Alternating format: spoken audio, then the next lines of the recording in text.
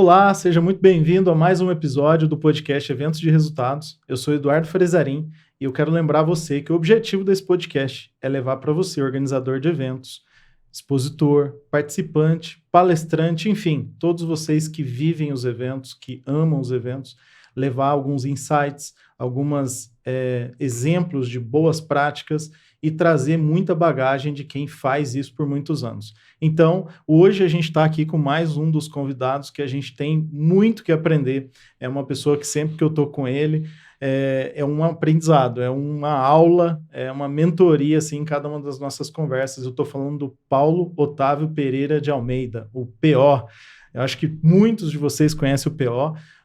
O PO, para você ter uma ideia, foi quem, junto com mais um profissional, puxou a Expo Retomada, que foi um evento tão importante, né, PO, ali durante a pandemia. Então, é um cara que se dedica muito, isso que eu admiro em você, PO, teu altruísmo com o mercado. Você é um cara que se dedica muito para o mercado, para todos os players, para o mercado como um todo, e é uma honra ter você aqui. Eu vou apresentar aqui melhor o PO para vocês que não conhecem tão bem, imagino que a maioria conheça, mas olha só, o PO tem mais de 30 anos de experiência com marketing e vendas. Nos últimos 20 anos, ele vem trabalhando com eventos de entretenimento e feiras de negócio.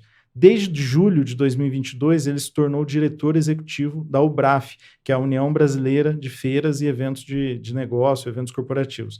E ele é consultor de estratégia para empresas que organizam eventos pela Live Marketing Consultoria. PO, é uma grande honra ter você aqui. Muito obrigado por ter aceito o convite, por ser parceiro, por ter acreditado na IASO, inclusive lá no comecinho, né? Muito obrigado. Vai ser uma honra bater esse papo com você. Super obrigado pelo convite.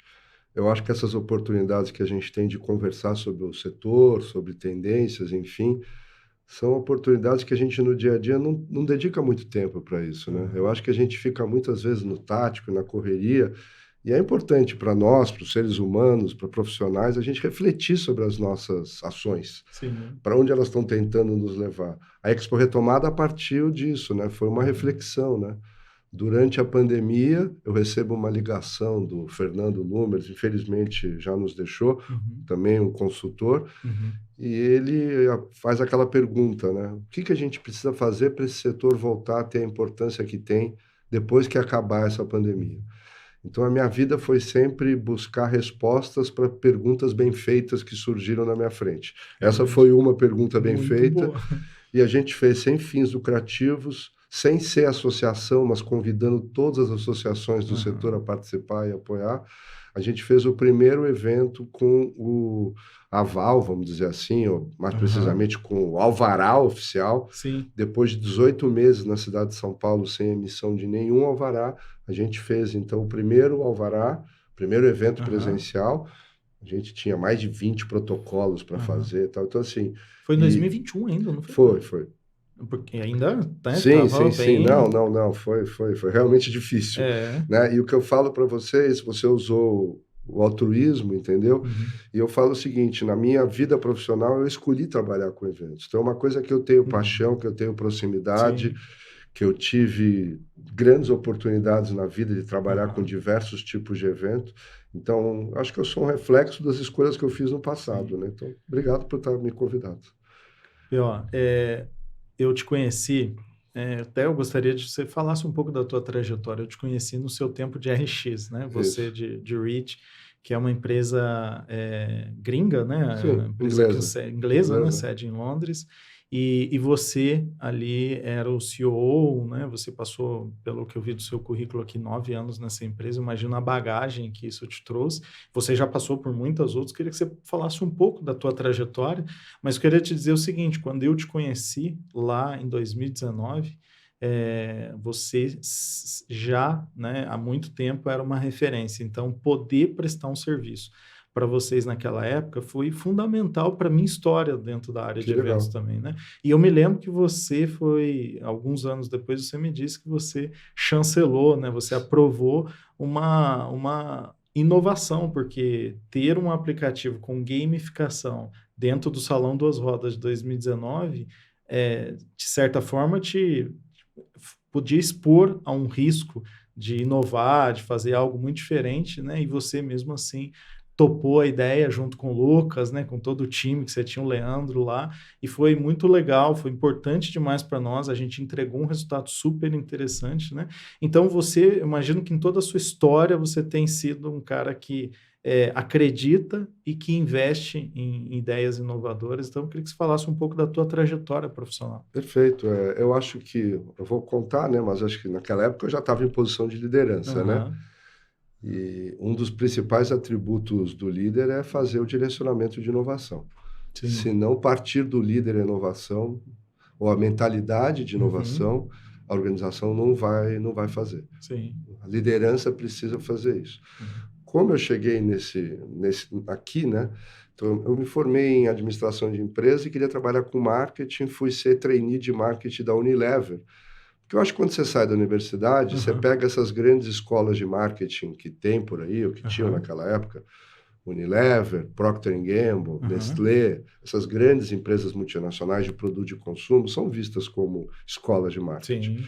Então eu fiquei lá, trabalhei lá por 10 anos, mas uma coisa, em diversas áreas, marketing, trade marketing, vendas, mas uma coisa que eu vi assim é que o instrumento, eventos ou patrocínio ou Uhum. ativação de vendas, naquela época, naquela empresa, não era uma coisa muito estabelecida. Aham. Basicamente se utilizava comunicação, né? Tá. Era isso. Aham. As marcas faziam comunicação, monólogos, Uhum. televisão, revista, rádio, outdoor, era isso. Sim. E aí eu sempre achava que existia um espaço para isso. Então, estando na Unilever, uma das coisas que eu coloquei, vamos dizer, que eu coloco no meu currículo, que foi importante para mim. Para a empresa, não sei se foi, mas para mim Aham. foi.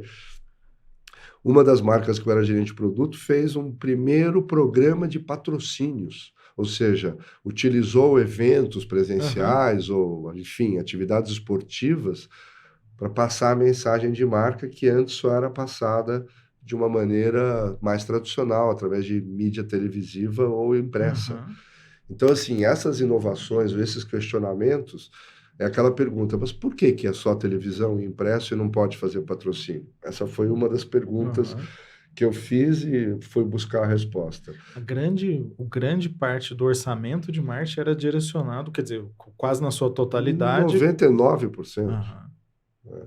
Se você tivesse 1%, era a sua participação numa grande convenção de vendas que sempre foi presencial. Sim, Mas o resto era tudo mídia tradicional. sim, Então tem esse. Hoje, isso aqui já está bem alterado, né? A gente claro. sabe que esse mix de investimento, nós estamos falando de coisa de 30 anos atrás, né? Aham. Então, assim, aí depois eu fui então, trabalhar com TV por assinatura via satélite, lancei aqui no Brasil a Uhum. DirecTV, e lá o meu objetivo era ter canais que eram os meus diferenciais versus a concorrência. Aham.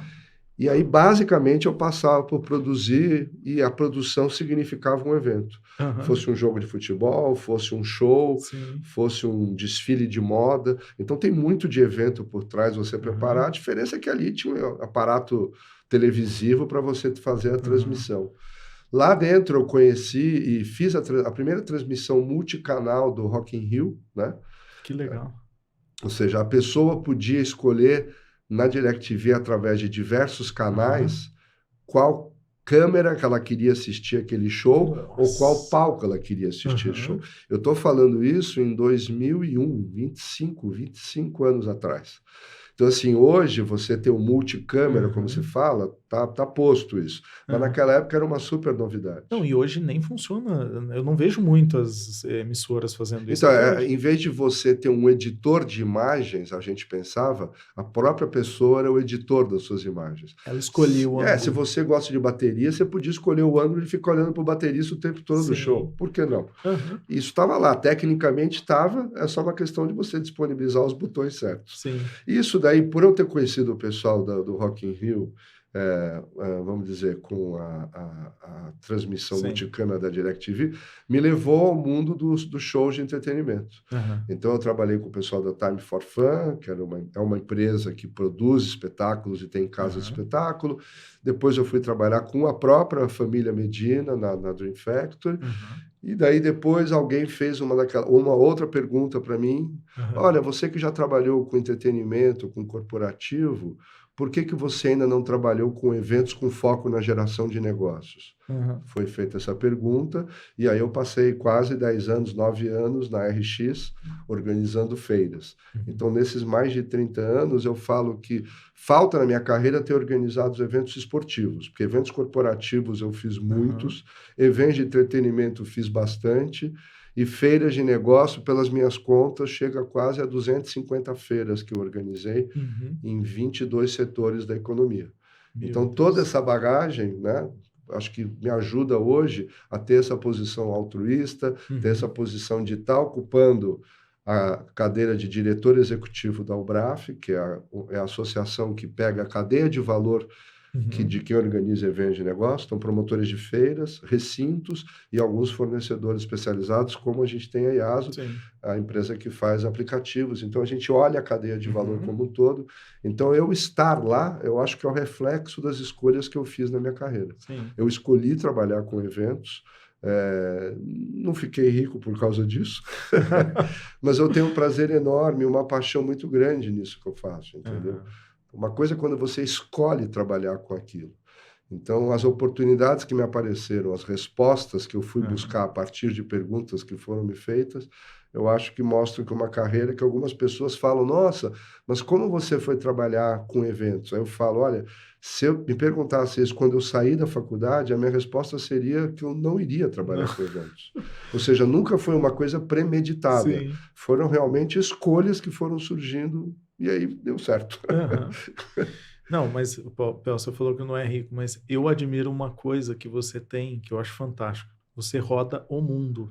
Eu acompanho tuas redes sociais e eu vejo você vivendo as experiências assim que eu falo, puxa, que legal. Eu vi você lá logo que surgiu aquela grande arena lá em Las Vegas, né? Com a Esfera. Nossa, Esfera, espetacular, né? Aquilo ali. Você esteve lá no comecinho. Show do YouTube, fui assistir o show do YouTube. Foi praticamente a abertura? Não, ela praticamente tinha aberto há uma semana, coisa assim.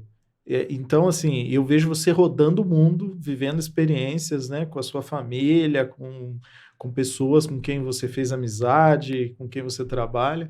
E, cara, para mim isso daí, essas experiências que você vive não tem riqueza maior do que isso. Nem você nem eu mencionei, mas eu também sou professor. Eu fiz um mestrado durante a pandemia e hoje eu estou... Não vou dizer, estou me desenvolvendo na carreira como professor. Eu dou aula no curso de extensão de pós-graduação na SPM, sobre ativação de vendas e patrocínio. E uma das coisas que eu falo lá é exatamente isso. Eu falo, como é que você vai trabalhar numa área sem ter repertório de conhecimento daquela área? Porque a maioria das pessoas que eu vejo, as pessoas vão nos seus próprios eventos e, assim, num dia de sorte, ela vai no evento do concorrente. Então, as pessoas conhecem os seus eventos e o do concorrente. Aí eu falo, como é que você vai ter repertório de saber o que é bom, o que é ruim, o que vale, o que faz sentido, o que vale a pena, se você não for visitar eventos por visitar eventos? Então, eu tenho essa dinâmica. Na minha agenda, toda terça-feira, independente do evento que for, eu estarei num evento. É verdade. Toda terça-feira. Toda terça-feira. Então, legal. Eu escolho um evento. Alguns eu tenho a sorte de ser convidado, outras eu tenho, sei lá, conheço os organizadores e posso pedir o ingresso, um acesso, mas outros eu vou absolutamente porque eu tenho que ir num evento.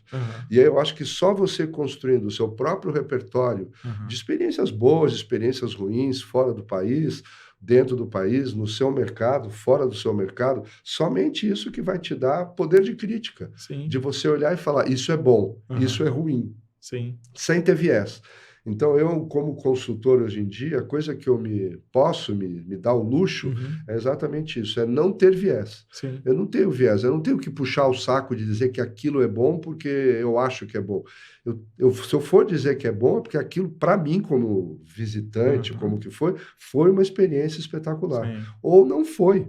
Né? Por exemplo, ontem eu fui num evento, quando eu olhei na porta e vi a fila de carros, eu que já sou macaco velho, você fala, olha, não vai dar certo isso. Eu não vou parar meu carro aqui, porque se já tem um caos na entrada, imagina o caos da saída. Eu continuei reto, encontrei um estacionamento aberto e vim caminhando duas quadras para o evento. Então, essa leitura, e é uma leitura muito rápida. Nós, seres humanos, temos essa coisa de ter as sinapses e fazer isso muito rapidamente.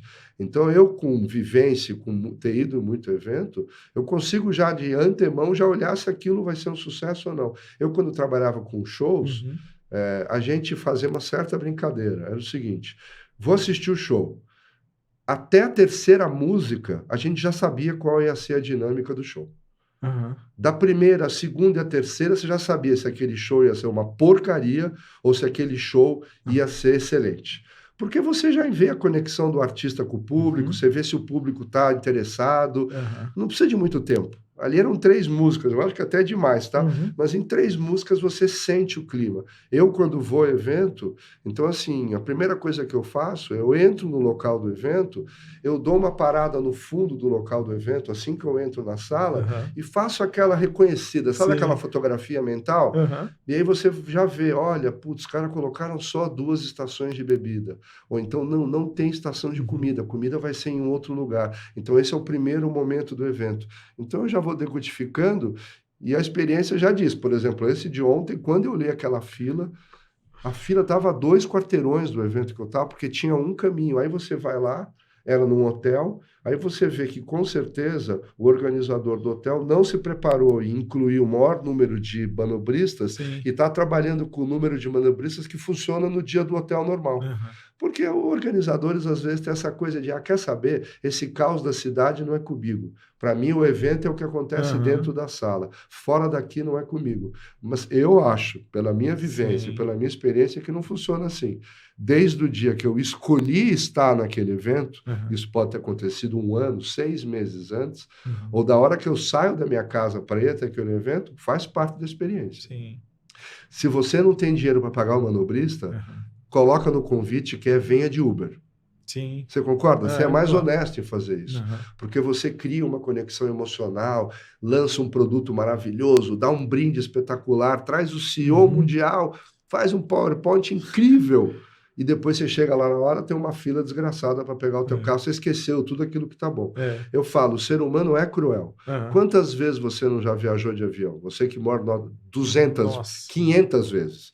Só que se eu perguntar para você quais são as vezes que você perdeu a bagagem, você sabe aonde você estava vindo, com quem você estava, o que tinha dentro da tua mala, quanto tempo demorou para você recuperar ela. As outras 499 vezes que a companhia aérea trouxe a mala na hora, essa você não lembra, porque a obrigação deles é fazer isso. Agora, aquela única vez, eu não sei como, mas entra aqui no nosso cérebro e não sai, viu? Então, assim, quem trabalha com evento tem que entender que é design de experiências. Você tem que entender isso. E aí eu falo, se você for realmente um designer, vai ter momentos... É difícil isso, eu vi poucas vezes acontecer. Mas você vai chegar e falar, olha, com esse budget, para esse propósito, acho melhor não fazer um evento. Sabe? Eu acho que você tem que ter essa força. Porque senão você vai ser sempre um organizador de eventos. E eu acho a palavra organizador limitante. Porque quem organiza algo para alguém. Quem organiza, eu não estou pedindo ideia, eu estou pedindo que você organize. Então, não quero ouvir as suas opiniões, eu quero que você organize para mim. Então, eu acho que isso limita essa função. Se a gente nos chamássemos designers de experiências, talvez a gente tivesse a força de chegar e falar, com esse budget, com esse propósito, não sei se é legal você fazer um encontro dessa forma. Vamos repensar? Vamos mudar de local? Vamos diminuir o número de pessoas?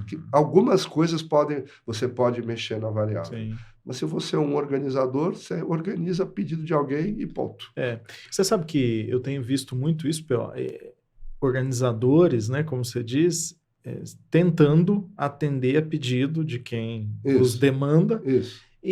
Mas não fecha muitas vezes a conta no sentido de orçamento, de estratégia, né? Aí a gente que eu trabalho com evento corporativo há 21 anos. Aí eu olho e falo, não vai dar certo isso aí. Mas às vezes falta força, né? Para a gente chegar e dizer, não, peraí, não dá, isso aí não vai dar certo. A gente até fala, mas nem sempre a gente é ouvido. Mas tem muito disso que você falou. O organizador, ele se limita, não, estão me pedindo para organizar, isso eu vou organizar. Vou organizar o que me pediram e assim é. Se faz sentido ou não, às vezes não faz sentido. Ou às vezes as pessoas não se preocupam com detalhes de que deveriam fazer. Outro dia eu estava conversando com uma pessoa que queria fazer um evento, E aí ela falou, só tem um problema, é que o local, os banheiros são pequenos. Eu falei, você parou para pensar nisso? Uhum. Talvez um local que tenha 1 ou 2 banheiros para um evento de 150 pessoas já é um impeditivo. Sim. Porque qualquer pessoa imagina que durante o evento as pessoas têm o desejo, a vontade de ir ao banheiro, Sim. seres humanos. Aí você chega lá, tá um negócio... Fila. Eu, quando vou em local de evento visitar, uma das coisas que eu faço é apertar a descarga para você ver o fluxo de água. Uhum. Você já apertou aquela descarga que sai aquelas gotinhas de água? Você fala, imagina essa pressão de água num evento. E como é que você vai fazer? Não tem. Vamos contratar banheiro químico. Ah, mas banheiro químico é ruim. Então não vamos usar nesse local. De novo, você tem que ir atrás do propósito, da experiência que você quer propiciar, e daí depois você vai definir o local. E quantas vezes eu já não vi? A primeira reunião que acontece para organizar um evento é para definir data e local. Aí você fala, mas a gente nem conversou sobre o propósito, sobre a missão desse evento, o que a gente quer atingir, com quem a gente quer falar, perguntas fundamentais, mas nós já estamos na data e no local. Então, assim... Pulamos essa parte tão importante. Como assim? Aconteceu essa reunião ontem e ninguém me chamou, pelo visto. Nós estamos aqui já na data e local. Então, assim, é uma missão, eu falo, expandir essa visão do organizador como designer. Tá? Eu acho que isso faz parte do nosso dia a dia. Eu tenho um cara que eu sigo aí na internet, leio os livros dele, ele é um argentino que mora em Miami, chama Marco Giberti, entendeu? Ele criou um tema junto com outro cara que ele escreveu um livro, que ele fala que nós deveríamos ser catalisadores de comunidades. Sim. Né? Catalisador vem da química, né? Que é aquela coisa assim que, vamos dizer, produz uma reação química, né? No meio ambiente. Então, você faz isso, é o que a gente faz como evento. Semana passada eu estava num congresso na Alemanha e teve um cara lá que é um consultor italiano, chama Enrico Gallorini. A metáfora que ele fez é o seguinte: os eventos são como bolhas de sabão.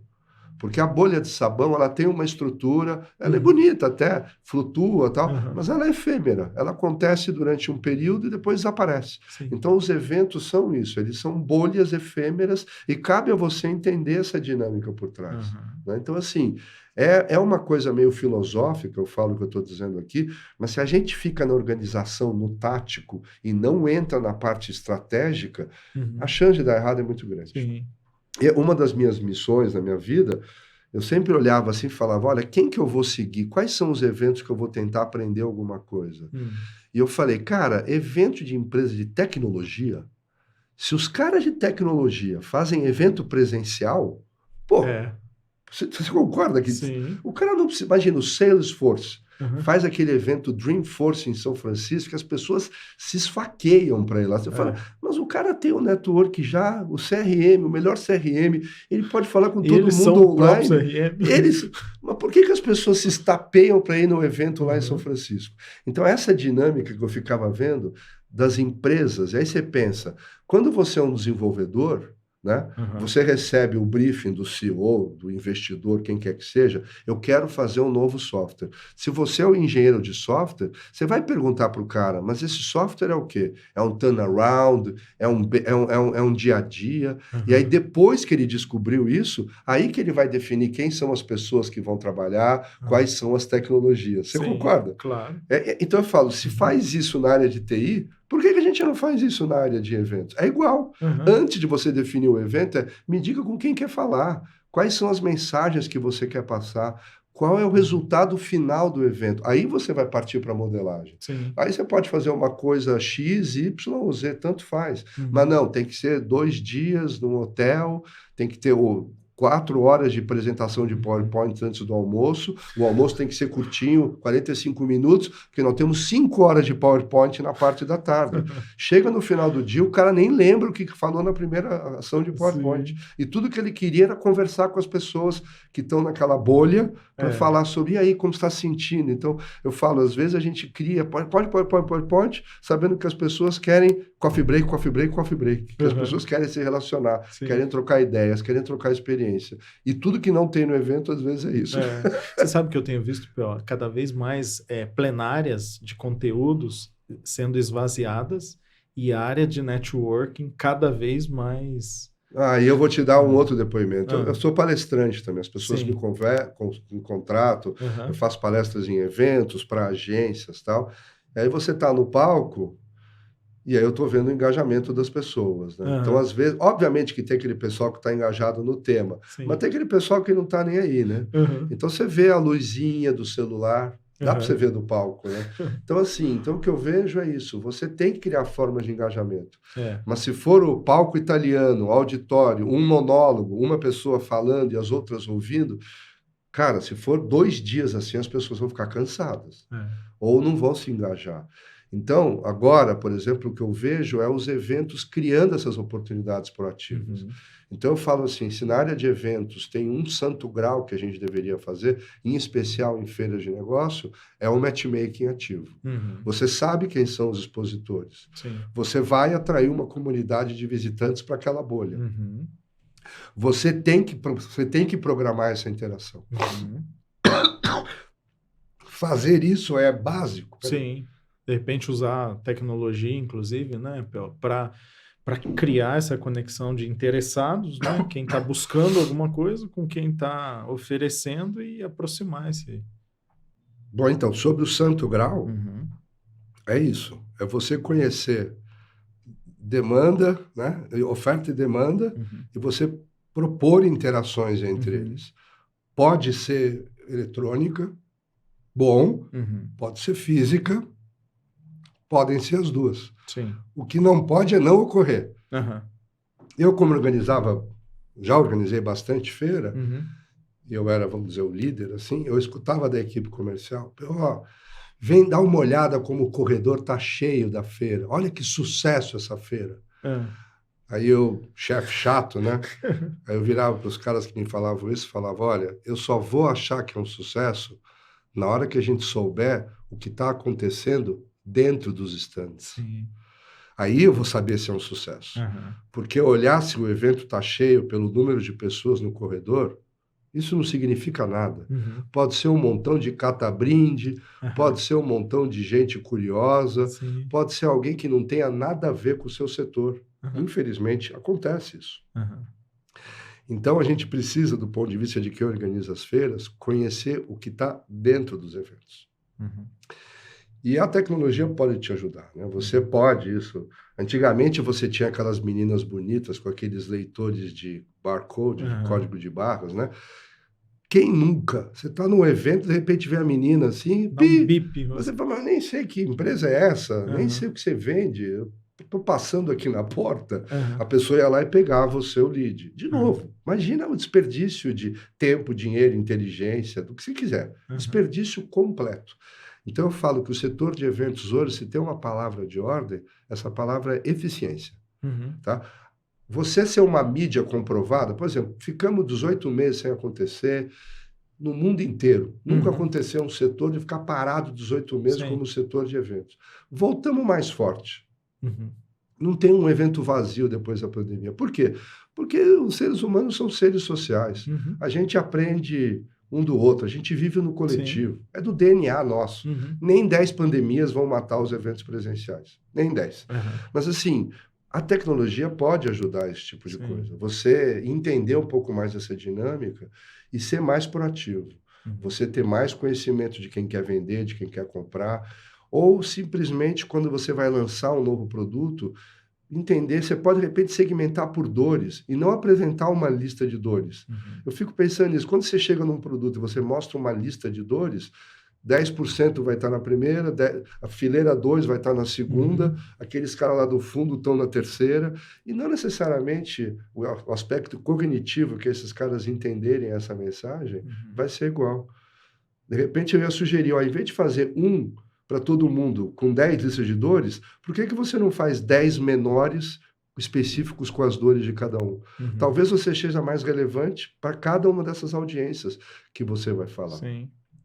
Então, quando me perguntavam, né, durante a pandemia, se os eventos presenciais vão acabar, eu falava, pelo contrário, os eventos presenciais vão se multiplicar. Uhum. O que pode acontecer, talvez, é que os grandes eventos, que eu chamo de blockbusters, aqueles que atendem a tudo e a todos, Sim. entendeu? Uhum. Esses eu acho que, não sei, né? As pessoas vão querer preservar a sua experiência, o ROI para comprovar. Eu já tive eventos desses grandes que você foi, que quando você volta, de novo, É tanta coisa que você viu que você não teve assim um momento de fazer, não, essa é a listinha de 5 coisas mais legais que eu vi lá. Então eu acho que tem uma tendência dos eventos serem mais nichados, tem uma tendência dos eventos serem mais focados de acordo com a audiência, lembrando que a gente tem que construir eventos ao redor dos anseios da audiência. Esse é o principal ponto que as pessoas não entendem. A gente acha que fica a vida inteira organizando o casamento, né? Porque casamento, o ponto de vista é da noiva e do noivo. Aí não tem o que fazer. O resto, a família que compareça e que dê presente. Mas a ótica lá é do noivo e da noiva. Então você é atropelado pelo fotógrafo. Se tem que servir um copo d'água para a noiva e para o noivo, a prioridade é deles, você vai receber o último prato. Então, lá a dinâmica é, né, de quem organiza isso. Agora, os outros eventos, a dinâmica deveria ser de quem participa.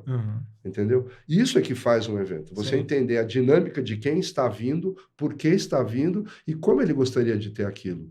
Então, como é que é a logística reversa, eu falo. Você, ao invés de pensar no ego do CEO que quer apresentar e está no palco e precisa de, no mínimo, 2 horas para passar a estratégia para as pessoas, quantas vezes a gente já não viu isso, é entender o que as pessoas não entendem da estratégia, ou o que elas gostariam que fosse explicado da estratégia. E, de repente, você vai entender que tem 5 dúvidas que não adianta estar o CEO no palco. Vai ter um grupo de 30 pessoas que tem que falar com o pessoal de RH, porque eles não estão entendendo a parte de gente da estratégia. E vai ter uns 30 caras que vão conversar com o CIO, porque eles não estão entendendo a estratégia de sistemas da empresa. Então, na realidade, em vez de você ter um grande evento com foco no CEO e ele contando a história de todo mundo, você já vai ter eventos menores, mas eu tenho certeza que o engajamento vai ser muito maior. Porque as pessoas vão expressar os seus desejos e vão se engajar pelos desejos, e não o contrário, né? Eu dou aquele exemplo, você está andando num corredor de uma feira, tem corredores de feiras que tem 500 metros, que deve ter 200 marcas, do setor que você trabalha. Por que você entra? Em quais são os estandes que você vai entrar? Naqueles 200 que estão ali. Quais são os critérios que te dizem, este eu vou conhecer? Você entende? É complicado isso. Porque você vai ter 200 marcas que estão lá apresentando novidades, creio eu, estão bem estruturadas, com estandes lindos, bem montados, bem estruturados, mas você não vai ter tempo de entrar em todos. Na cabeça dos visitantes, eles vão ter ali alguns critérios que eles vão escolher esse ou aquele. Agora, como é que você se apura nesses critérios? Como você fica expert em falar, não, o meu todo mundo vai entrar. Né? Então, assim, é uma dinâmica complexa, não é uma dinâmica fácil. A dinâmica dos eventos presenciais, eu diria, não se alterou nos últimos 3.000 anos. É sério. Eu, quando dou aula na SPM, eu mostro uma imagem do Circo Máximo em Roma, 500 anos antes de Cristo. Uma imagem do circo vazio. Aí eu falo para as pessoas, tinha área VIP lá, tinha alimentos e bebidas, tinha controle de acesso, tinha equipe de segurança, tinha conteúdo. É igual. Palco. Cadeira pra galera. É igual.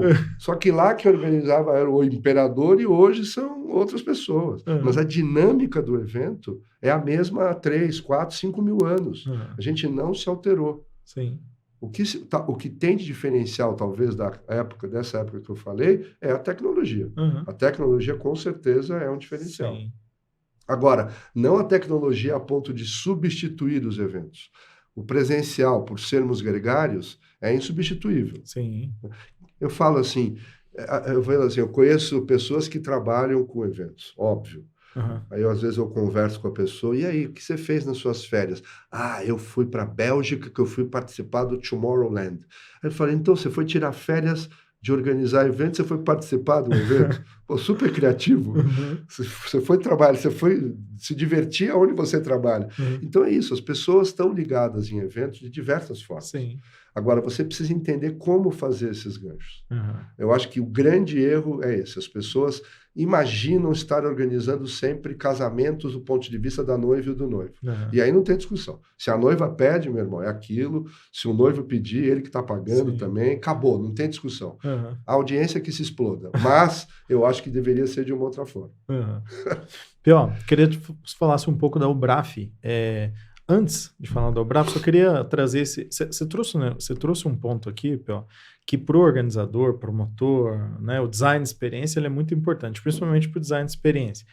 que é estar no fundo de um evento observando. Você sabe que a IASO nasceu assim. Ah, sim? Eu tenho uma empresa, Frezarim Eventos, que é uma empresa de audiovisual, de painel de LED, de som, iluminação. Você estava sempre no House Mix. Não, eu estava na House, mas eu gostava de sair da House, ir lá no fundo do evento e ficar observando as pessoas. Estava tendo lá uma baita de uma palestra, abertura, lançamento de um produto, e eu ficava no fundo observando o que as pessoas estão fazendo. A partir de 2012, a curva de pessoas usando o smartphone foi absurda, assim, só foi aumentando. Podia estar tendo o que fosse lá na frente, que a galera estava ali no smartphone. Por quê? Porque ali você tem comunicação com a tua família, é o grupo da família, nasceu alguém, alguém está doente, as redes sociais. É o jogo do teu time, o jogo do seu time. Horário. É impossível concorrer com isso. E aí eu fiquei pensando, por isso que a gente está cada vez mais escurecendo os eventos, luz pontuada, som de impacto, telão maior, porque a gente quer capturar a atenção das pessoas por um tempo maior, ou pelo tempo necessário para transmitir a mensagem que o evento precisa transmitir.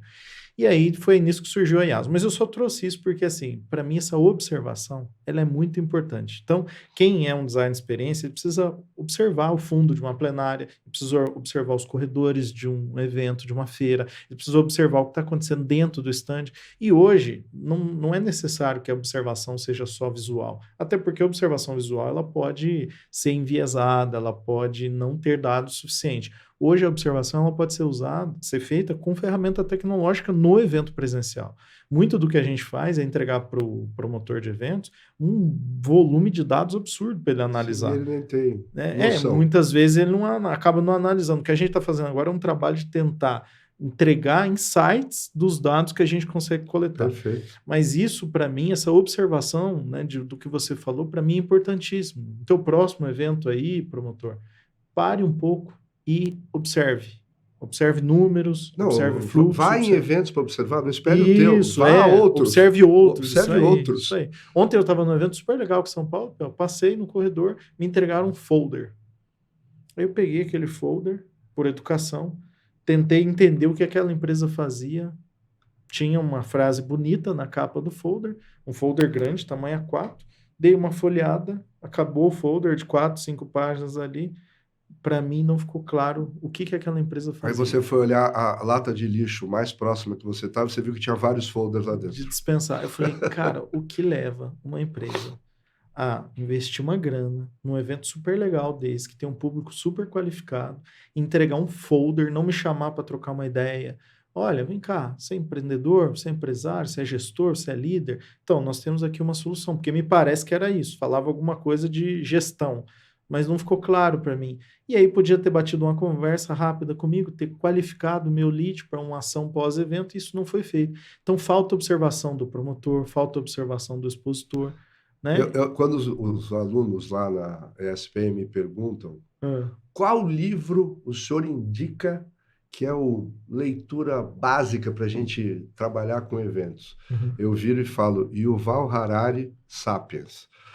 Porque ele não fala em nenhum momento a palavra marketing, não fala em nenhum momento a palavra evento, mas ele tenta em 700 páginas explicar o que é o ser humano. E se você entender o ser humano, você vai ser o melhor designer de experiências da face da Terra. Então, assim, é isso que eu te falo, você precisa ter esse repertório. Semana passada, no evento na Alemanha, minha observação foi essa. Entregaram o brinde no começo do negócio. Então, era uma sacolinha com vários folders, aí tinha uma garrafinha e tinha lá outras coisas, uma caneta, antes do evento.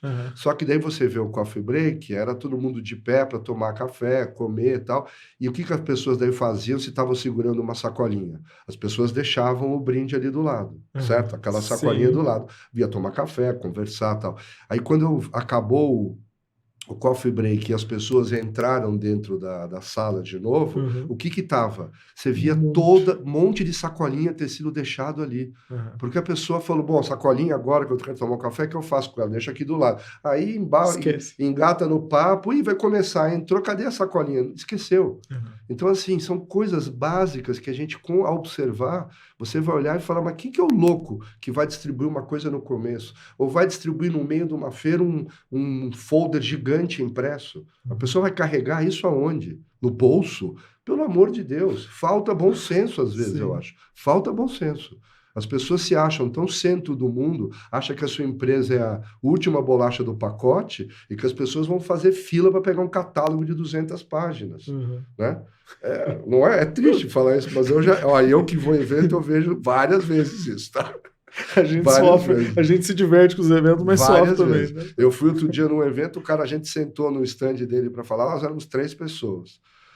Vamos dizer, a gente representava o mesmo grupo, vamos chamar assim. E aí cada um de nós recebeu 2 catálogos de umas 400 páginas, lindo, maravilhoso, super impresso. Então imagina, depois a gente juntou, uma das meninas que estava comigo tinha sabe aquelas balancinhas de você pegar e pegar pesar a mala. Pra ver se vai... A gente botou, eram 6 catálogos. Os 6 catálogos juntos pesavam 4,5 kg. Você entendeu? O cara deu de brinde 4,5 kg para a pessoa que está andando numa feira. Fala, não, acho que precisa que vocês emagreçam, porque está aqui o peso para vocês carregarem, não é possível. Um jogou fora. Eu ainda trouxe o negócio, mas os outros 2 eu falei, mas cadê? A primeira lata de lixo que eu vi ali foi ali. A outra chegou e falou, eu deixei no quarto do hotel para a camareira jogar fora. E as pessoas não têm noção disso. Eu falo, se você tivesse bom senso, óbvio, você ia falar, você está interessado mesmo no meu produto? Está aqui um QR Code, vamos fazer. A tecnologia pode te ajudar isso em muito. Sim. Mas assim, mesmo quem não é target, mesmo quem não está interessado, tô aí 1,5 kg de produto de papel para você levar para casa. Sim. E eu quero falar da Ubraf, você falar um pouco, você tem falado aí também do evento da UF, né? Eu queria que você falasse da relação da Ubraf com a UF. A IASO se associou à Ubraf e, assim, eu quero reconhecer aqui o quanto tem sido importante para nós participar dos eventos que a Ubraf promove, por networking, por entender melhor esse mercado.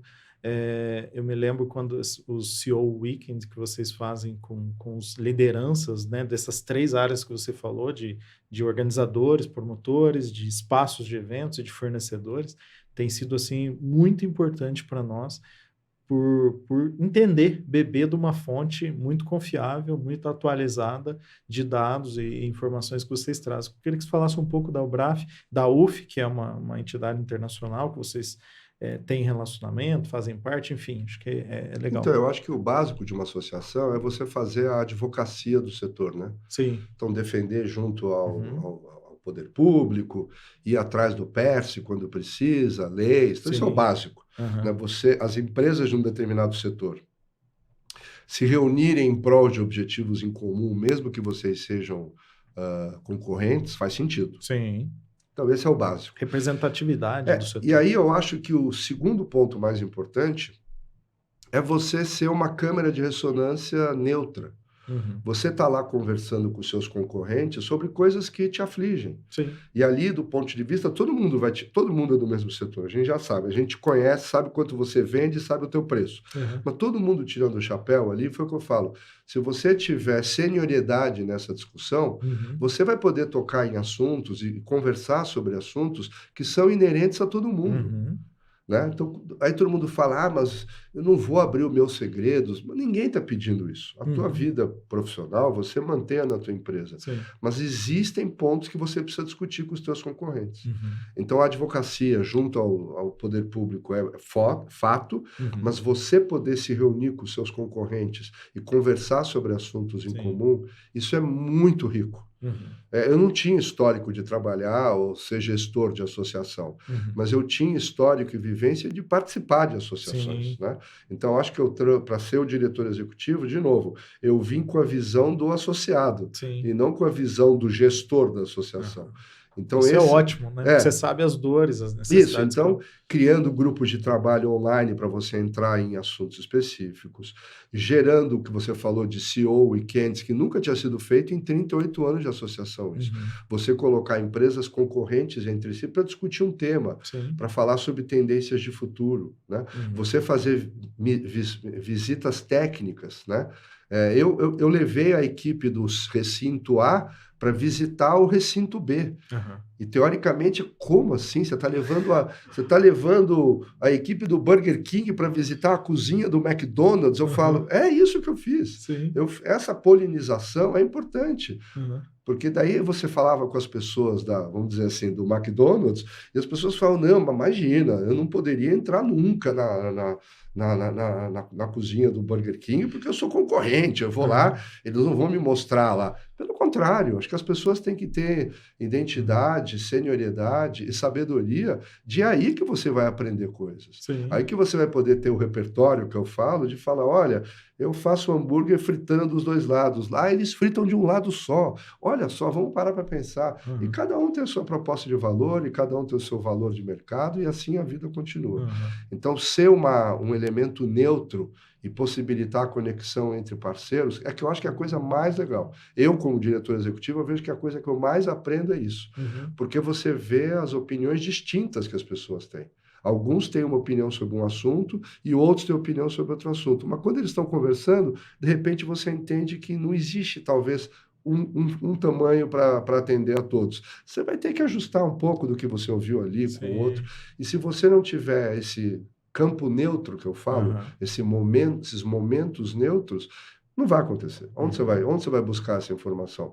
Alguém em sã consciência vai bater na porta do teu concorrente e falar, ó, eu vim aqui para te visitar para saber o que você faz. Muito difícil isso. E talvez uma associação ajude a quebrar essa estigma, porque eu acho que é aí que você aprende. Esse ano, esses últimos 2 anos que a gente tem se relacionado aí, que a gente se associou ao BRAF, eu vejo assim, o PERSE, vocês fizeram um papel importantíssimo, nós, né, como o BRAF, fizemos um papel importantíssimo no PERSE, junto com a ABRAP e outras muitas associações dessa área. Eu me lembro da gente fazer diversas visitas técnicas, entre elas o DETAL, né, a gente teve uma oportunidade de acessar o DETAL antes até de estar aberto ao público, um pré-evento ali para conhecer os bastidores, como o evento foi, os desafios que ele teve. E esses eventos de networking, realmente, estar sentado à mesa com concorrente direto, com fornecedor, com parceiro, com cliente, e de uma forma sem o chapéu, aberto para conversa, quanto tem sido valioso, assim, às vezes nos almoços, café da tarde, café da manhã e nos momentos ali de entretenimento, tem sido os momentos de mais proveito que eu tenho tido aí na participação da associação. Então, para mim, a Umbraf, ela cumpre muito bem esse papel aí que vocês... Aí você mencionou a UF, União de Feiras Internacionais. Seria a UBRAF Mundial. Legal. A UBRAF é associada da UF. A UBRAF é associada da UF e algumas empresas grandes, são 900 associados no mundo todo. Eles fazem uma vez por ano o UF Global, que seria o congresso. Então, na cidade de Colônia, na Alemanha, aconteceu semana passada, 100 anos da Kohlmesse, que é uma grande promotora de feiras na Alemanha, inaugurando um novo centro de convenções, e estava aí o propósito para a reunião acontecer lá. Então, você imagina que todos os promotores de grandes eventos do mundo se reuniram no novo pavilhão da Kohlmesse, que tinha acabado de ser inaugurado, para fazer eventos futuros. As oportunidades de networking que tem num evento desse justifica o preço e eu ter passado uma semana a menos 4 graus na Alemanha. Porque o nível das pessoas que estavam lá presentes, os principais recintos do mundo, os CEOs e suas respectivas equipes das principais promotoras de feiras do mundo, vários desses novos, vamos dizer, fornecedores que estão surgindo, né, seja da área de tecnologia, seja da área de eficiência de montagem de estandes. Então, em 3 dias, o nível de exposição a tendências que você tem, as conversas de coffee break que você conversa com pessoas para gerar parcerias, ideias, alianças, né?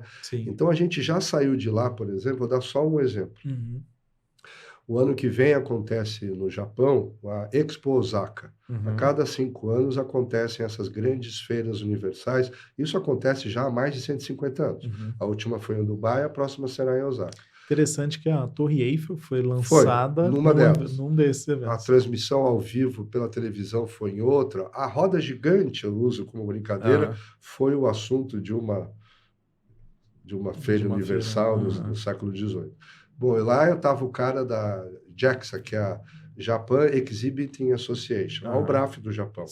E a gente vai fazer uma visita técnica dos associados da UBRAF para essa Expo Osaka.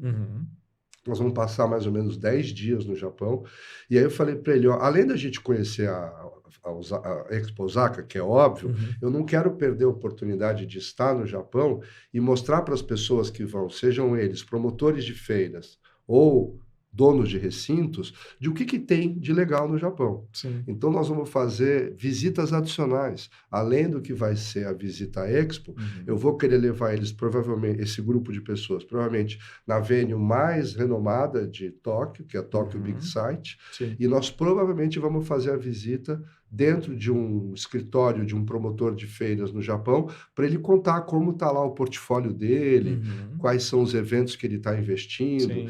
Então, você imagina, isso é uma coisa que eu falo, teoricamente, se você for bom de Google, você senta uma tarde, isso aí, esse conteúdo provavelmente vai estar online. Sim. Mas a vivência, a conexão que vai gerar, e mais importante, a imersão naquele momento.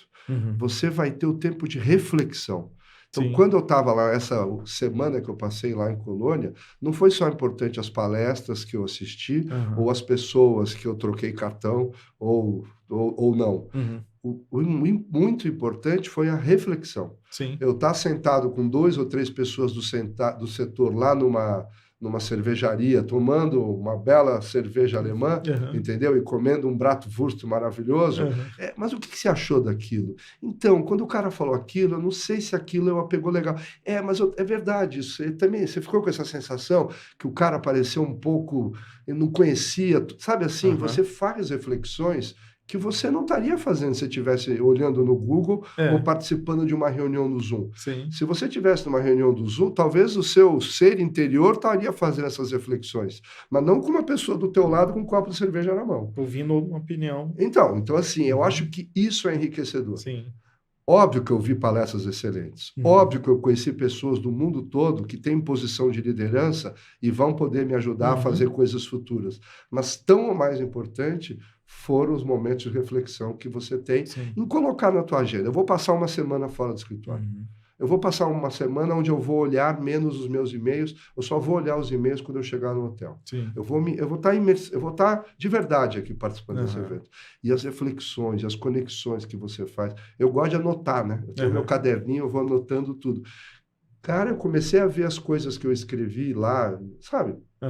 Você está assistindo uma palestra e, anota um insight. Então, depois eu comecei a ver a riqueza das coisas que eu tinha em 10 páginas de caderno que eu anotei estando lá uma semana. Sim. Então, assim, quanto custa isso? Muito. Quanto custa isso? Qual é o valor que isso tem? Para mim foi o valor de uma passagem, eu fiquei no hotel, tive que comer, pagar o metrô e tal. Tem um valor monetário, mas o valor, vamos dizer, não monetário, cara, é gigante. É um investimento valioso, né? É gigante. E falando disso, quero te ouvir a tua visão, né, baseado até em todos esses lugares, esses grandes eventos internacionais que você participa. Você esteve também no da UF Américas, né? Estive na UF Américas e estive também na Colômbia, no Expo Mais, que é um evento organizado pelo mercado colombiano, vamos dizer assim, e eu fui lá um dos palestrantes. Então, rodei aí. México, Colômbia... Argentina, eu fui da FIDA também, Alemanha. Então você está com uma visão bem fresca aí da visão de futuro para o mercado de eventos. Eu sei que a gente não tem uma bola de cristal para saber exatamente o que vai acontecer, mas você com certeza sabe as tendências, ou o caminho, né? Se a gente está no momento de crescimento, se existe uma bolha, se não, enfim, o que você traz aí de visão desses eventos? O ano de 2023, em termos de faturamento para o setor de eventos a nível mundial, segundo os dados da UF, já foi superior ao ano de 2019, pré-pandemia. Ok que você pode analisar índices de inflação para corrigir esses valores, então fica uma discussão de economista. Mas, independente disso, o ano de 2024, a previsão vai mostrar que o setor de eventos nunca faturou tanto na sua história.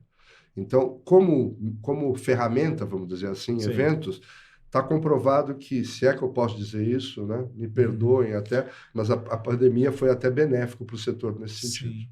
Fortaleceu. Porque ajudou a criar um período de reflexão e agora fortaleceu a ferramenta presencial ainda mais. Sim. E criou aquela sensação de que fez muita falta a conexão pessoal, né? Então... E aí eu vejo que tem 2 grandes tendências para mim que em todos esses eventos que eu fui, acabam sendo bem semelhantes. Sim. A primeira delas, eu falo, é a digitalização. Né? Então, não é a substituição pelo virtual, não é isso que eu estou falando, é a digitalização de processos. Ainda hoje, os processos de organização de eventos são muito excelianianos, se é que você me entende. É muito básica a coisa. Tudo na base do Excel. Tudo na base do Excel. Então, assim, é muito básico. Então, você vê, por exemplo, várias atividades acontecendo pelo mundo, onde a digitalização dos processos de gestão, comerciais, de marketing, de captação de informação, de matchmaking, muita coisa acontecendo. Muita coisa. Sim. Então, se antigamente você ia em feiras, de feiras do setor que eu falo, né? Como essa, junto do congresso da UF tem uma feirinha. Antigamente você não via parceiros da área de tecnologia nesses stands. Agora você vê muito parceiros de tecnologia.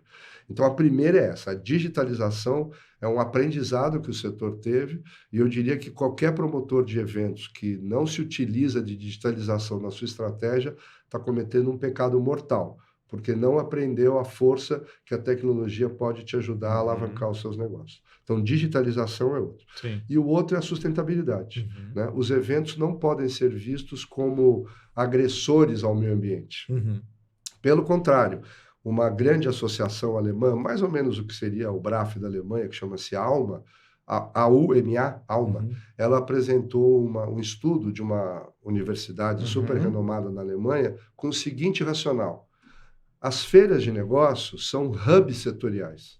Então, quando você vai a uma feira, você viaja e você fica naquela feira, você evita, na média, cada participante de uma feira evita outras 5 viagens se ele não tivesse participado da feira.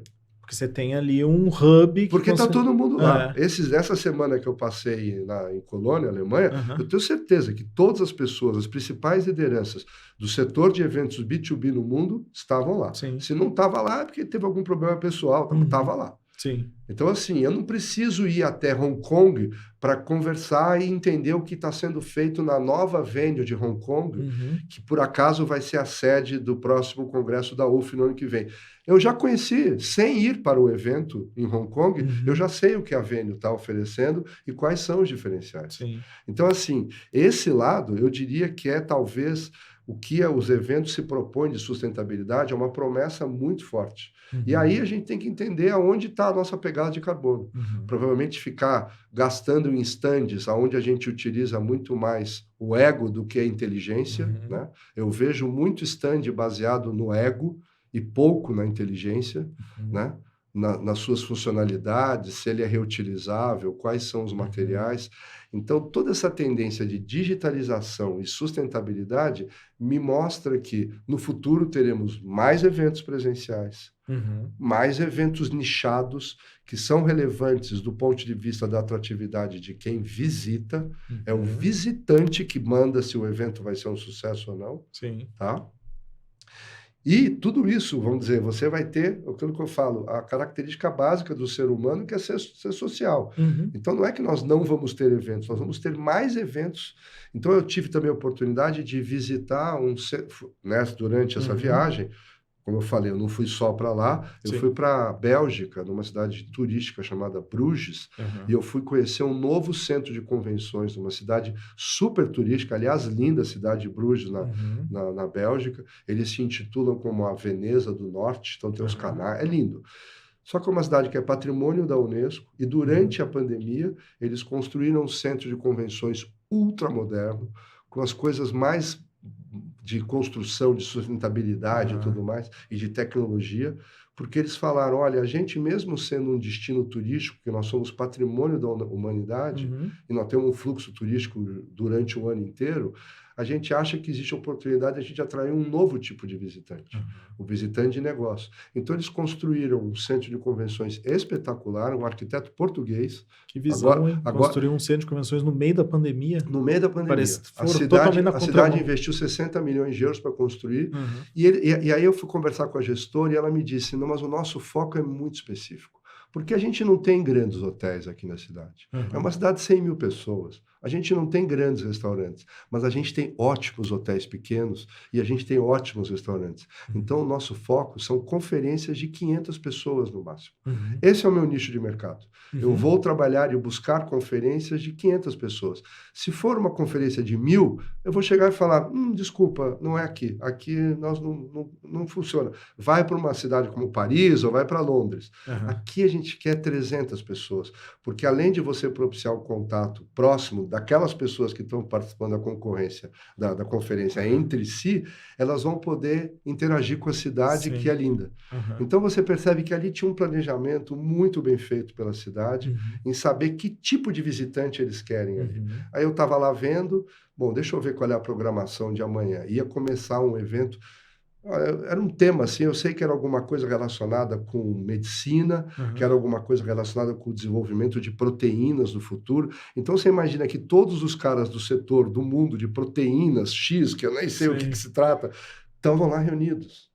Numa troca de experiência, num meio ambiente super sustentável, que é um centro de convenções novíssimo, numa cidade turística super agradável, com restaurantes, com lojas de chocolate. Eu comi lá um mule frito, né, que é molusco com batata frita.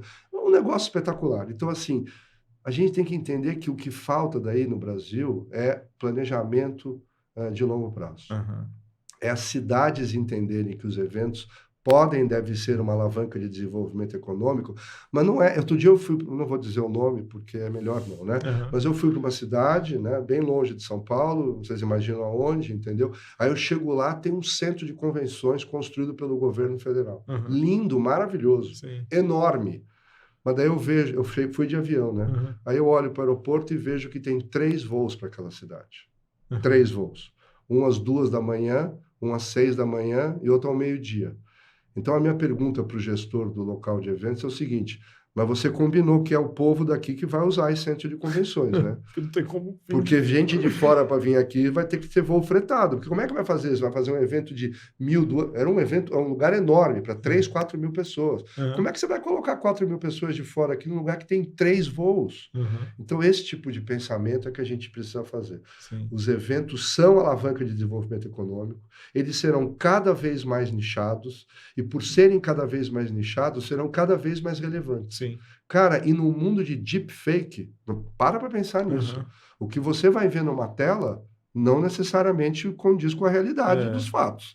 Agora, você está presencialmente com um copo de cerveja, conversando eventualmente com o teu concorrente ou com a maior sumidade daquele setor, não dá para fantasiar isso. Né? Isso não dá para ser falso.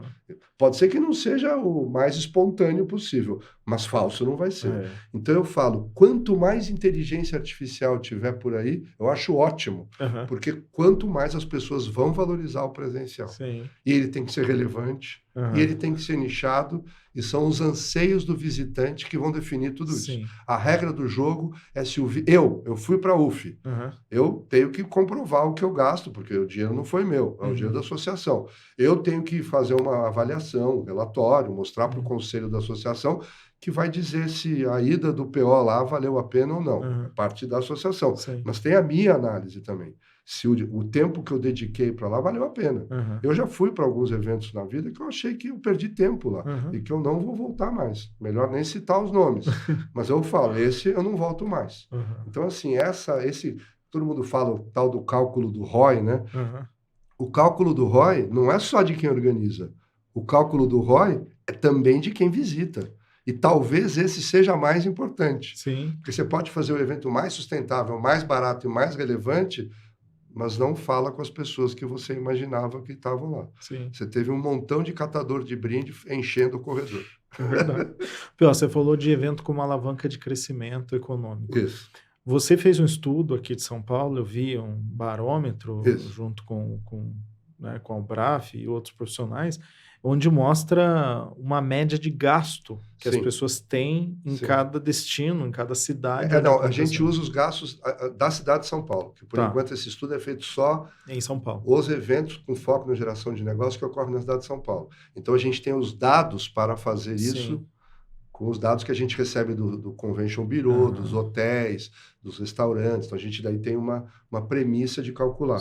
Mas, por exemplo, lá na UF, eu encontrei as pessoas da Oxford Economics. Aham. A Oxford Economics, que é um instituto de pesquisa ligado à Universidade de Oxford, na Inglaterra, eles têm uma metodologia para fazer esse cálculo de impacto econômico, Uhum. tá?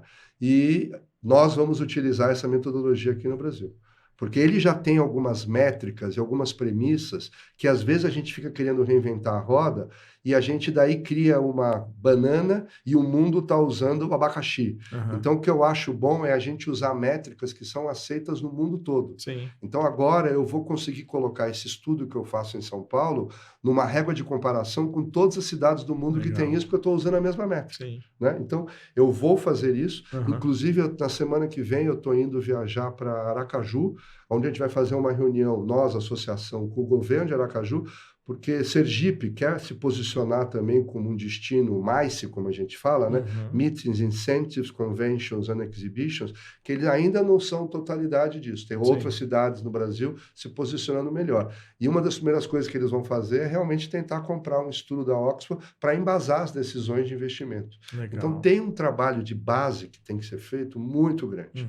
E eu diria para você que o grande referencial no mundo é o mercado alemão. Uhum. O mercado alemão é o maior mercado de feiras do mundo, né? Eu não sei se é o maior mercado em termos de faturamento, porque se você for botar os Estados Unidos e a China, pode ser que você tome uma tijolada. Sim. Mas quando eu falo maior, é em termos de relevância. Sim. Os principais eventos setoriais, grandes eventos setoriais, acontecem na Alemanha. Uhum. Nos Estados Unidos fala-se muito do mercado americano. Na China fala-se muito do mercado asiático. Uhum. Mas na Europa se fala do mundo. Se Sim. fala da Europa e se fala dos outros locais. Uhum. Então, assim, esse posicionamento que os eventos na Alemanha conseguiram atingir não é de hoje, tá? A gente lembrar das feiras medievais e tudo, isso vem de séculos que os europeus vêm fazendo muito bem feito. Sim. Então, a gente tem que beber na fonte. Eu falo, a gente tem que copiar com prazer, pedindo permissão para copiar no que é bem feito, no que está sendo bem desenvolvido, e não ter vergonha de fazer e falar, eu estou fazendo isso baseado nisso, no estudo da London, que eu conheci numa feira na Alemanha, e porque o mercado alemão já fez isso no passado e eu quero que dê certo.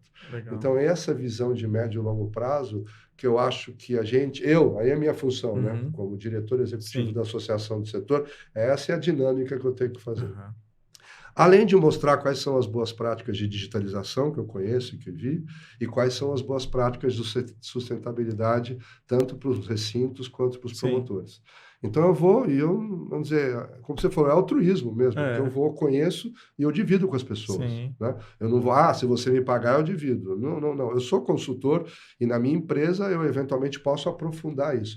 Mas na associação, você paga uma taxa associativa mensal e você espera que esse seja o relacionamento. Sim. Não é só você me defender em Brasília, no Palácio dos Bandeirantes ou na prefeitura. Você precisa também me ajudar a desenvolver o meu negócio. Sim. E essas informações que a gente tenta trazer, ou essas reflexões nesses momentos, encontros, CEO Weekend, visita técnica, imersão em Osaka, tal, essas são coisas que eu acho que nesse momento é que acontecem essas conexões entre as pessoas que participam e das pessoas que participam com as tendências do setor. Sim. Então, é uma matriz, né? E vai bem, tomara, vamos lá.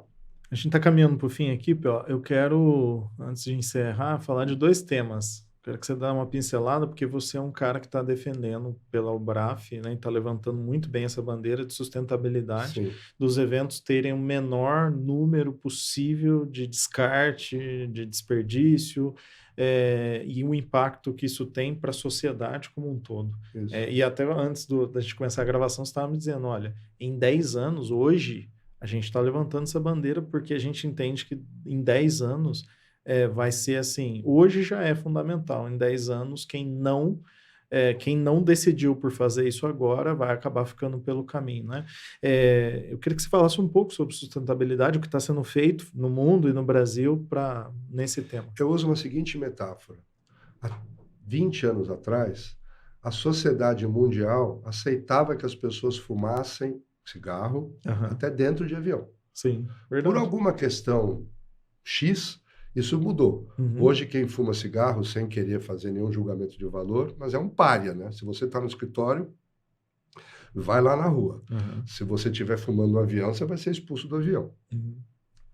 Então, assim, eu falo, hoje os eventos presenciais são bem aceitos. Governos organizam eventos. O Brasil está falando desde já da COP30 que vai organizar em Brasília, em Belém. Falam que vem pessoas de mais de 100 países para Belém para participar do evento. Tem pegada de CO2, né? Você vai num evento para falar de sustentabilidade, mas tem pegada de CO2. Então, isso hoje é uma coisa que está... Imagina daqui a 20 anos. Será que os eventos podem ser os novos cigarros? Imagina que eu vou participar da COP. Vai ter... a minha marca não vai nem patrocinar isso aí. Vai ter gente vindo do mundo todo de avião para participar de um evento. Manda um link do Zoom isso daí. Sabe assim? Muitos de jatinho, gerando mais. Exato. Então é isso que eu falo. Nós, como setor, temos que ter uma narrativa em relação a isso.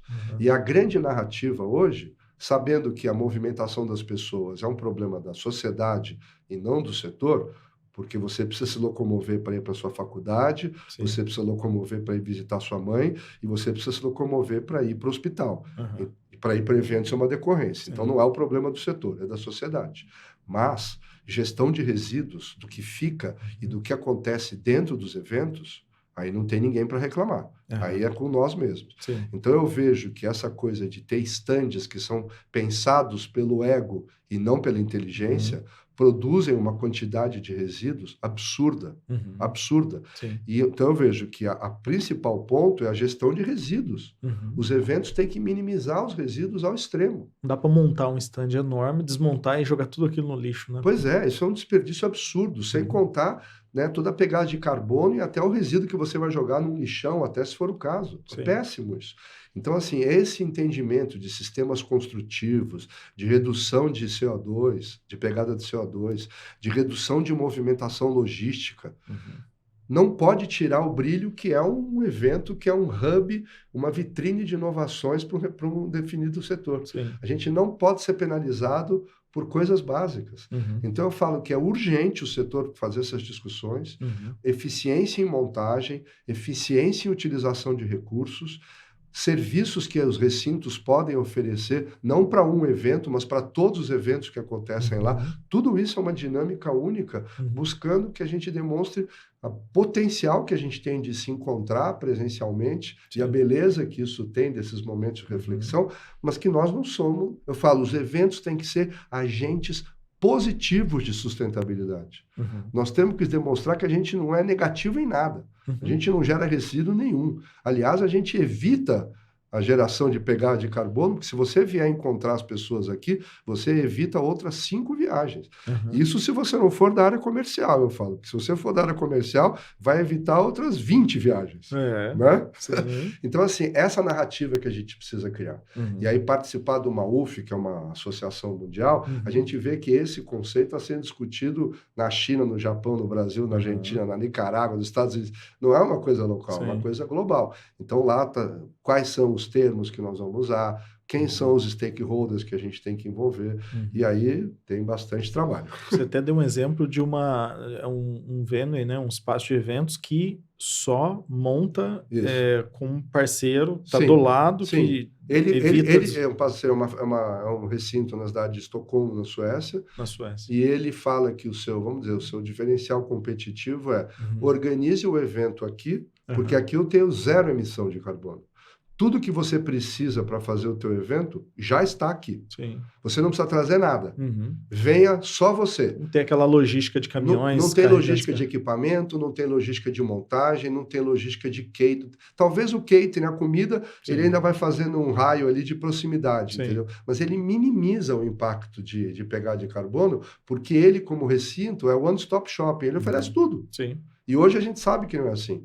Aqui no Brasil, um oferece a locação, o outro oferece o extintor, o outro oferece a comida, e assim vai. E cada um tem um carro, e cada um tem um caminhão, e cada um tem uma pegada. Então, eu acho que essa, vamos dizer, eficiência passa nesse conceito dessa redução disso, da gente pensar mais com inteligência e menos com ego, e tentar fazer com que isso seja percebido pela sociedade como positivo. Pô, os eventos acontecem, mas eles são top. Então.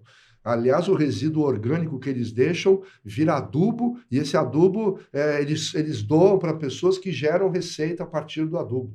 Né? Então, pensa nisso. Até os nossos resíduos podem gerar, se existirem, podem e devem gerar receitas para Uhum. comunidades, para Sim. pessoas.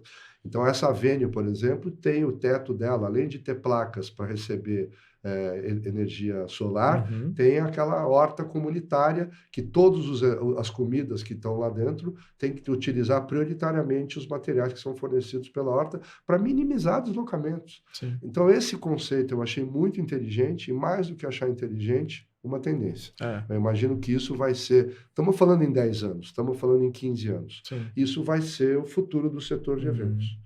Menos é mais. E com resultado financeiro, inclusive. Sim. Porque eu acho que o grande desafio hoje é fazer essa dobradinha, né? Ser sustentável e ter resultados, né? Talvez num primeiro momento vai ter que abrir mão um pouco dos resultados imediatos financeiros, mas isso vai gerar também, nessa sustentabilidade, vai gerar economia, vai gerar melhoria. Aqui no Brasil, ainda há muito pouco tempo atrás, recentemente, caiu um stand durante uma feira. Uhum. Aí você vai entender os motivos por que caiu. Terceirização, quarteirização, transferência de responsabilidade, busca pelo menor custo, entendeu? Então, assim, a gente não pode achar que isso que está acontecendo no dia a dia está distante do que é o nosso discurso. A gente fala em ESG e quando você vai ver, o mundo é uma desgraça. A mão direita escreve, a mão esquerda apaga. Que história é essa? Sim. Então, assim, a gente tem que realmente parar para refletir e entender o que cada um pode fazer, quais são as responsabilidades de cada um e, mais do que discutir, implementar. Sim. Então, eu vejo na Ubraf que a gente fez muita discussão sobre sustentabilidade em 23 e 24, e agora nós vamos partir para a implementação, para as métricas, para comparar. Então, por isso que eu tenho esse negócio da Oxford, por isso que eu quero ter métricas de sustentabilidade por evento, que é para a gente realmente mostrar, não só para a sociedade, mas para quem paga para participar de evento, que vale a pena e que nós temos um trabalho de longo prazo, uma visão de longo prazo. Legal. Eu gostaria de encerrar, inclusive, com esse último tópico que você trouxe. O patrocinador, o expositor, quem ajuda a bancar o evento, né?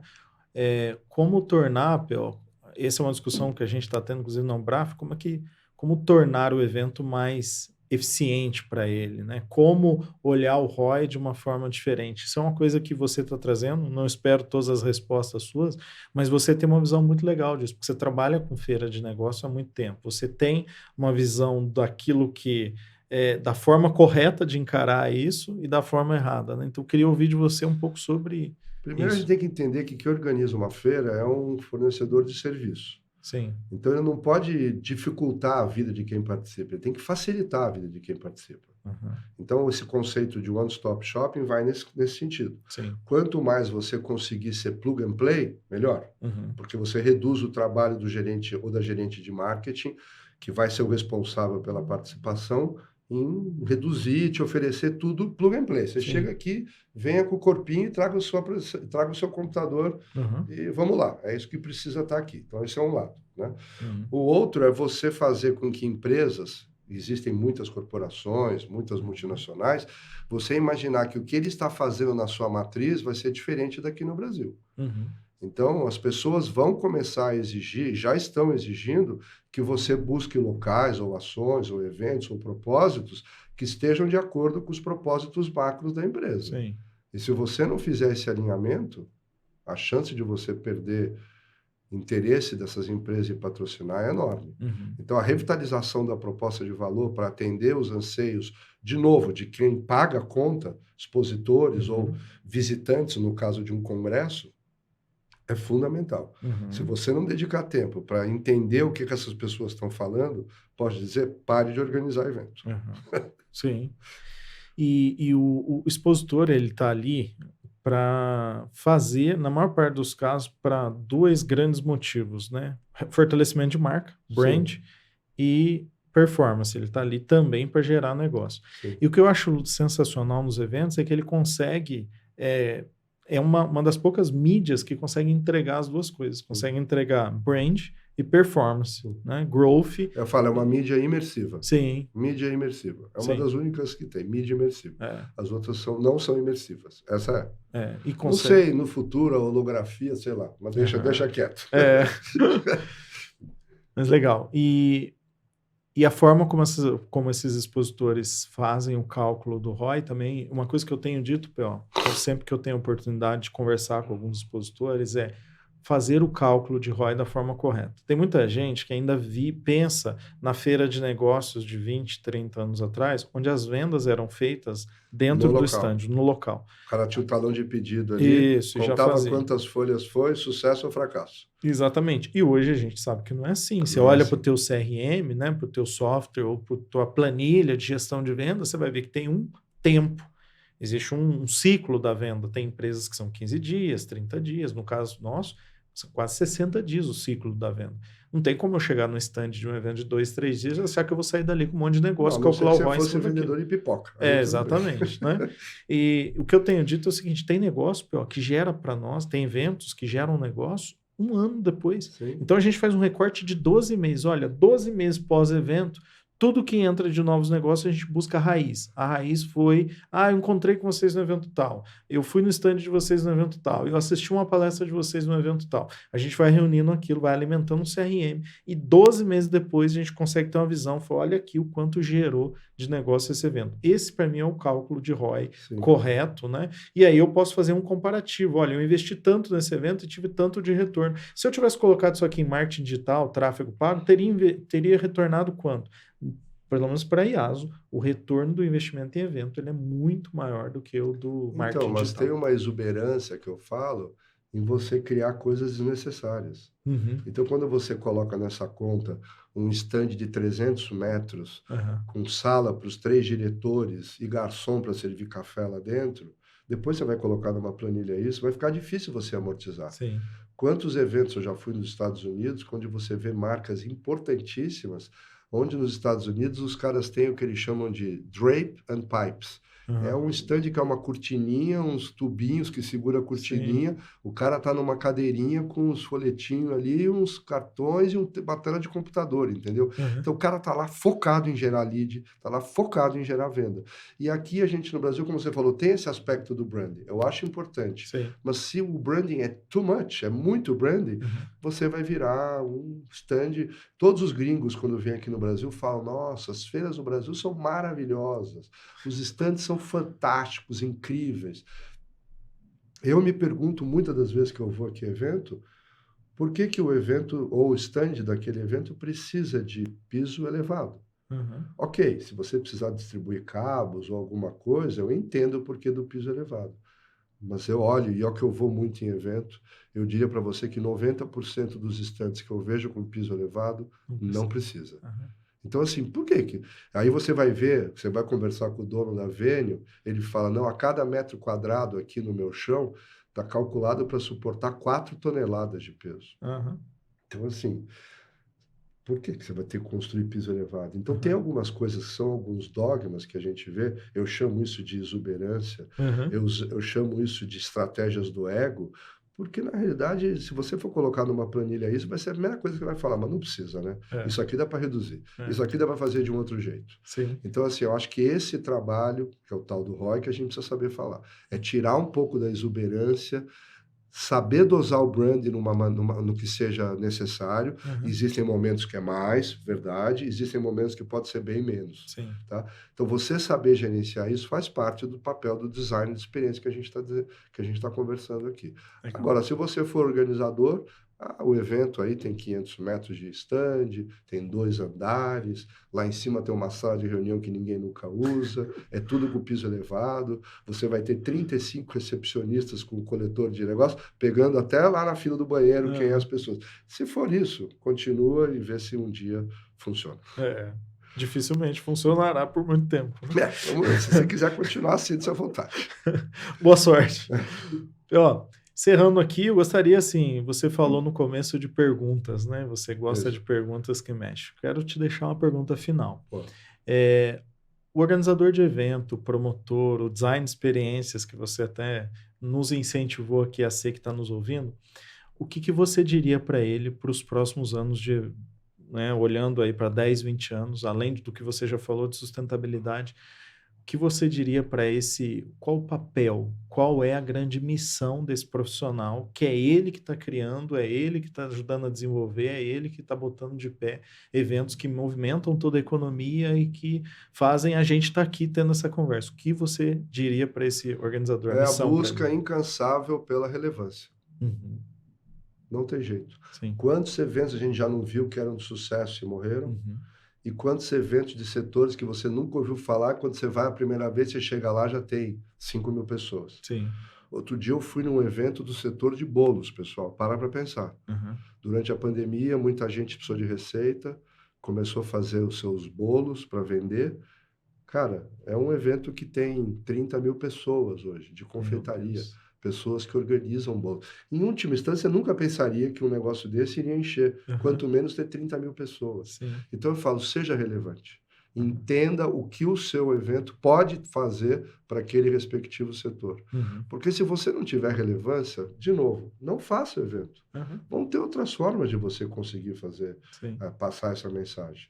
Mas se você entender essa dinâmica de proposta de valor, relevância, e fazer isso ao redor do visitante, olha, pode ser um negócio de extremo sucesso. Sim. E tem vários casos aqui no Brasil de extremo sucesso. De extremo sucesso. E longo prazo, tá?